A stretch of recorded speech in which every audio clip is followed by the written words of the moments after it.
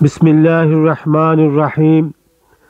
আমাদের হৃদয় গভীরে সুরভিত সৌকর্য আনার জন্য, আমাদের অন্তরকে সমুজ্জ্বল আলোক ধারায় উদ্ভাসিত করবার জন্য, আমাদের জীবনকে সুন্দর করে গড়ে তুলবার জন্য এবং সুখী সুন্দর পৃথিবী গড়বার জন্য আমাদের বেশি বেশি করে কোরআন তেলাওয়াত করা একান্ত কর্তব্য। নফল ইবাদত সমূহের মধ্যে সর্বশ্রেষ্ঠ ইবাদত হচ্ছে তেলাওয়াতে কোরআন। একদিন প্রিয়নবী হজরতে মুহাম্মদুর রাসূলুল্লাহ সাল্লাল্লাহু আলাইহি ওয়াসাল্লাম সাহাবায়ে কেরামকে উদ্দেশ্য করে বললেন, লোহার যেমন মরিচা ধরে তেমনি আত্মারও মরিচা ধরে। সাহাবায়ে কেরাম জিজ্ঞেস করলেন, ইয়া রাসূলুল্লাহ, আত্মা কিসে উজ্জ্বল হয়? রাসূলুল্লাহ সাল্লাল্লাহু আলাইহি ওয়াসাল্লাম বললেন, বেশি বেশি করে মৃত্যুর কথা চিন্তা করলে এবং মনোযোগ সহকারে কোরআন শরীফ পাঠ করলে। অন্য একটি হাদিসে আছে, প্রিয় নবী সাল্লাল্লাহু আলাইহি ওয়াসাল্লাম বলেছেন, কোরআন তিলাওয়াত করো, কিয়ামতের দিন তা তোমাদের জন্য সুপারিশ করবে। কালাম মজিদে কোরআন শরীফ বিশুদ্ধভাবে ধীরে ধীরে স্পষ্ট উচ্চারণে পাঠ করার নির্দেশ রয়েছে। ইরশাদ হয়েছে, ওয়ারাত্তিলিল কুরআনা তারতিলা, কোরআন পাঠ করো ধীরে ধীরে স্পষ্ট ও সুন্দরভাবে। কোরআন মজিদ শুদ্ধ উচ্চারণে তেলাওয়াত করার নিয়ম আমাদের শেখা অতি জরুরি। এর হরফগুলো যাতে সঠিক উচ্চারণে উচ্চারিত হয় সেদিকে খেয়াল রাখতে হবে। উচ্চারণের হেরফেরের কারণে অর্থের হেরফের ঘটে, আর অর্থের হেরফের ঘটলে গুনাহগার হতে হবে। এছাড়াও শব্দের যেখানে যতটুকু টানা দরকার ঠিক সেখানে ততটুকু টানতে হবে। বাক্যের যেখানে যতটুকু থামার দরকার সেখানে ততটুকু থামতে হবে। অজু সহকারে কোরআন শরীফ তিলাওয়াত করতে হবে।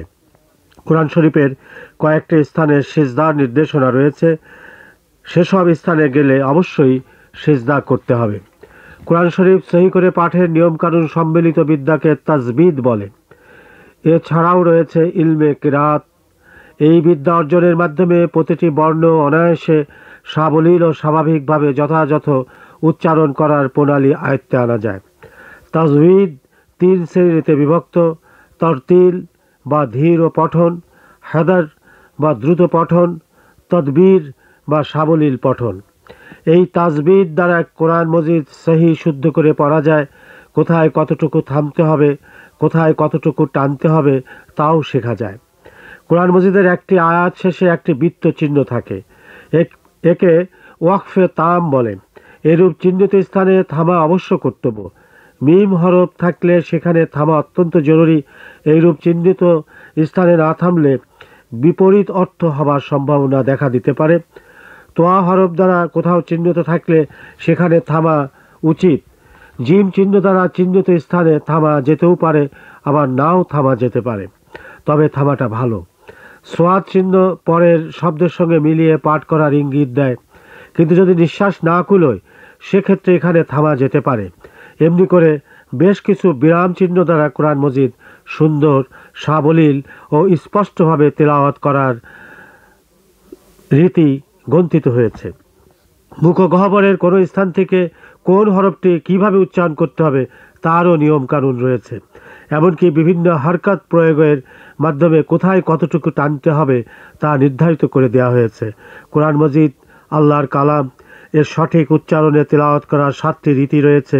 প্রিয় নবী হযরত মুহাম্মদুর রাসূলুল্লাহ সাল্লাল্লাহু আলাইহি ওয়াসাল্লাম প্রতি মাহে রমজানুল মুবারকে ওহীবাহক ফেরেশতা হযরত জিবরাইল আলাইহিস সালামের সঙ্গে কোরআন মজিদ দাওর করতেন, অর্থাৎ পারস্পরিক তিলাওয়াত করতেন।